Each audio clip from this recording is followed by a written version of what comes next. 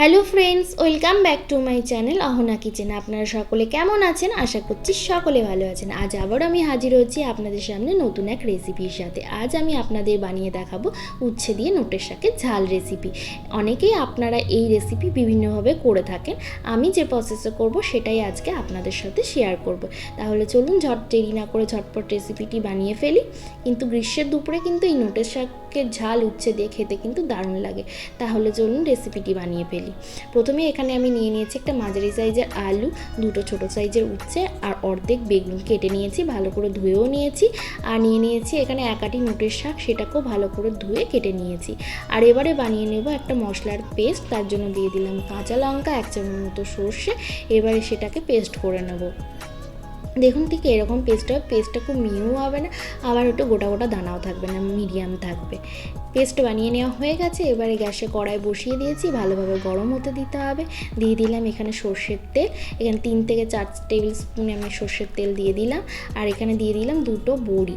এই বড়িটা আমার ঘরের তৈরি বড়ি, আমার শাশুড়িমা বাড়িতে বানিয়েছেন।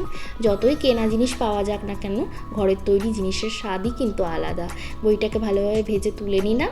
এবারে ওই তেলেই দিয়ে দেবো গোটা শুকনো লঙ্কা ফোড়ন, আর দেবো কালো জিরে, আর সাথে দেবো রসুন কুচি, আর দেবো পেঁয়াজ কুচিও। কিন্তু এই রেসিপি যদি আপনারা নিরামিষ করে খেতে পছন্দ করেন তাহলে রসুন আর পেঁয়াজ কুচিটা বাদ দেবেন। কিন্তু এই রেসিপিতে রসুন আর পেঁয়াজ কুচিটা দিলে কিন্তু খেতে অসাধারণ লাগে। ভালোভাবে গরম হয়ে গেছে, রসুনও দিয়ে দিয়েছি, পেঁয়াজটাও দিয়ে দিলাম। এবারে ভালোভাবে ভাজা হতে দিতে হবে। এবারে কেটে রাখা যে সবজিগুলো ছিল, উচ্ছে, আলু, বেগুন, সেটাকে দিয়ে দেবো। এরপরে দিয়ে দেবো স্বাদ মতো লবণ আর স্বাদ মতো হলুদ। সবজিটাকে ভালোভাবে ভেজে নিতে হবে। আর ভালোভাবে ভেজে নেওয়ার জন্য তার জন্য ঢাকনাও দিয়ে দিতে হবে।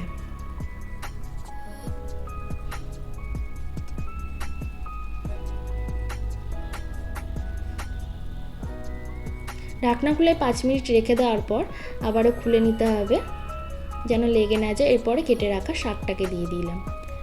শাক সবসময় আগে ধুয়ে নিয়ে তারপরে কেটে নিতে হয়। এরপরে ঢাকনা দিয়ে দিলাম। এতে কি হয়, শাকটা খুব তাড়াতাড়ি নরম হয়ে যাবে। 5 মিনিট পর আবার খুলে নিলাম ঢাকনা, আবার একটু নেড়ে চেড়ে নেব।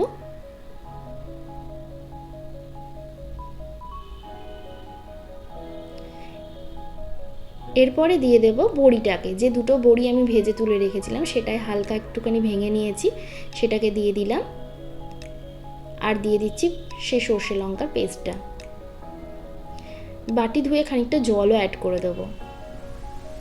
এতে কি হবে, শাক আর সবজিগুলো ভালোভাবে সিদ্ধ হয়ে যাবে।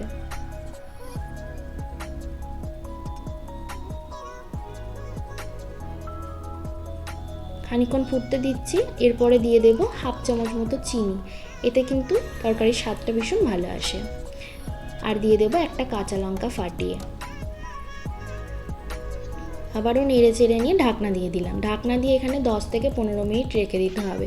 তারপর ঢাকনা খুলে নিচ্ছি, দেখুন ঠিক এরকম হবে। এরপরে কি করব, আলুটা যেহেতু একটু খানিকটা গোটা গোটা রয়ে গেছে তাই একটু গলিয়ে দেব। এতে কি হবে, সবজিটা ভীষণ মাখা মাখা হয়ে যাবে আর খেতেও ভালো টেস্ট আসবে। রান্না পুরোপুরি একদম রেডি হয়ে গেছে। এবারে গরম গরম ভাতের সাথে পরিবেশন করলেই হলো। গ্রীষ্মের এই দুপুরে যদি এই রকম উচ্ছে দিয়ে নোটের শাকের ঝালের রেসিপি থাকে তাহলে আর কি চাই। যারা তেতো পছন্দ করেন তাদের তো ভীষণই ভালো লাগবে। আমার এই রেসিপিটি একবার হলেও আপনাদের বাড়িতে ট্রাই করার অনুরোধ রইল। অবশ্যই চেষ্টা করবেন বানানোর। আর বানিয়ে কেমন লাগলো রেসিপিটা আমাকে কমেন্ট করে। আর ভিডিওটি যদি আপনাদের ভালো লেগে থাকে তাহলে লাইক শেয়ার করবেন। ভিডিওটি দেখার জন্য অসংখ্য ধন্যবাদ। সবাই ভালো থাকবেন, সুস্থ থাকবেন আর সবাইকে ভালো রাখবেন।